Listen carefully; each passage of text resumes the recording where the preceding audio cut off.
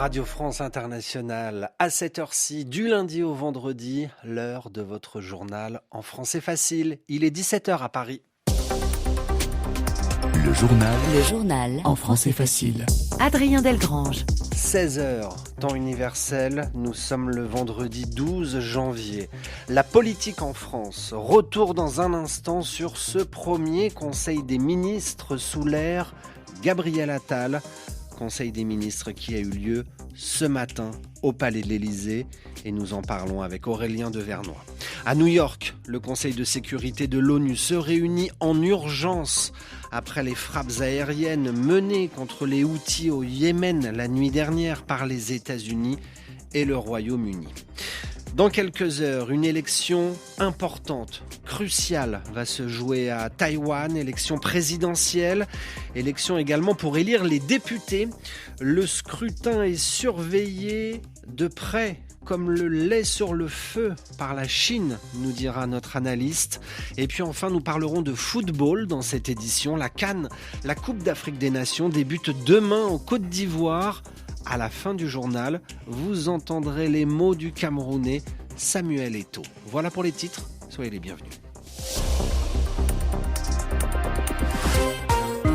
En France, ils ont été nommés hier soir et dès aujourd'hui, les ministres du gouvernement de Gabriel Attal se sont réunis à 11h du matin au Palais de l'Élysée autour du président de la République, Emmanuel Macron.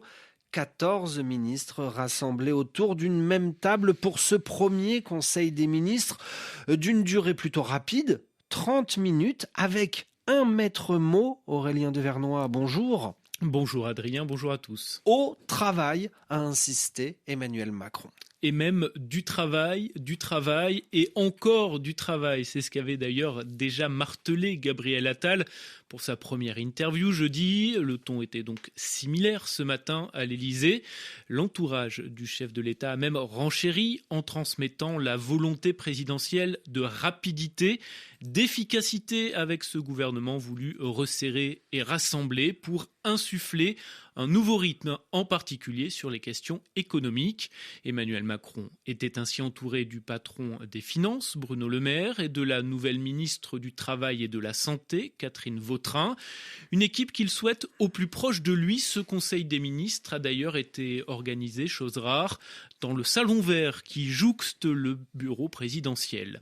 La cadence promet d'être aussi intense dans les prochains jours. Le chef de l'État prendra la parole en début de semaine.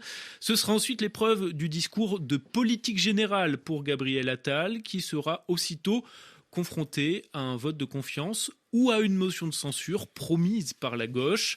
Enfin, il faudra compléter le gouvernement. Les secrétaires d'État devraient être nommés dans les 10 prochains jours. Aurélien Devernois, sachez par ailleurs que parmi les prochaines étapes pour connaître le cap fixé par le président de la République française, Emmanuel Macron devrait prendre la parole publiquement en début de semaine prochaine et puis une déclaration de politique générale devrait être faite à l'Assemblée nationale par le nouveau Premier ministre Gabriel Attal. RFI à Paris, 17h04. La guerre au Soudan. Les 24 millions d'enfants au Soudan vivront la catastrophe d'une génération si la guerre qui dure depuis près de 9 mois se poursuit dans ce pays d'Afrique de l'Est. C'est ce qu'a déclaré aujourd'hui la directrice de l'UNICEF au Soudan. Le conflit dans ce pays met gravement en danger la santé et le bien-être des 24 millions d'enfants et donc l'avenir du pays avec de lourdes conséquences pour l'ensemble de la région, prévient Mandip O'Brien du Fonds des Nations Unies pour l'enfance appelé l'UNICEF. Le Yémen a été bombardé la nuit dernière par les États-Unis et le Royaume-Uni. Les armées britanniques et américaines ont ciblé des infrastructures appartenant aux Houthis, selon le gouvernement américain. Ce sont les premières frappes depuis que ce groupe rebelle yéménite, les Houthis, soutenus par l'Iran, ont commencé leurs attaques contre des bateaux chargés de marchandises qui naviguent en mer Rouge. L'Iran a condamné ces frappes, qualifiées d'arbitraires, qui dépend donc de la seule volonté de Londres et de Washington. La Turquie, quant à elle, a jugé les frappes disproportionnées, à savoir démesurées, excessives, dans une déclaration du président Recep Tayyip Erdogan. RFI Istanbul, Anand Lower.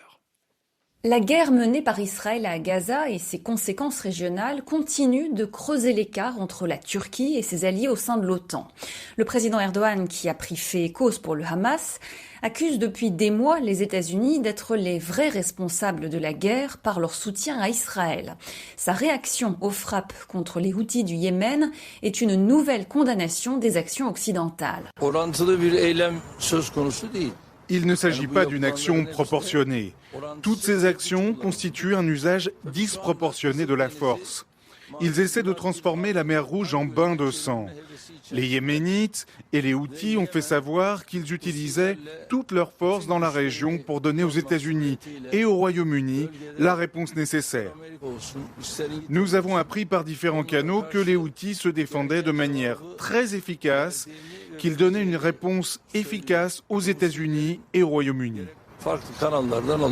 Tayyip Erdogan a aussi réitéré son soutien à la procédure devant la Cour internationale de justice de La Haye, assurant que la Turquie avait fourni et continuerait de fournir des documents contre Israël, accusé d'actes de génocide à Gaza. Anand Lower, Istanbul, RFI. À noter que l'Espagne ne prendra pas part à une éventuelle mission de l'Union européenne en mer Rouge contre les attaques de rebelles houthis au Yémen. C'est ce qu'a annoncé le ministre espagnol de la Défense, alors que l'envoi d'une force navale européenne est à l'étude. Élection demain à Taïwan, élection pour élire le président mais aussi les députés. Taïwan, l'endroit le plus dangereux au monde, comme en jugeait l'an dernier le magazine The Economist. Le numéro 1 chinois, Xi Jinping, l'a dit et le répète, la Chine veut réunifier l'île, Taïwan qu'elle considère comme son territoire uni avec le continent chinois. Mais Taïwan résiste face aux menaces chinoises. Taïwan, un modèle démocratique qui devrait inspirer le monde, estime Jean-Yves Heurtebise. Il est chercheur à l'université de Taipei.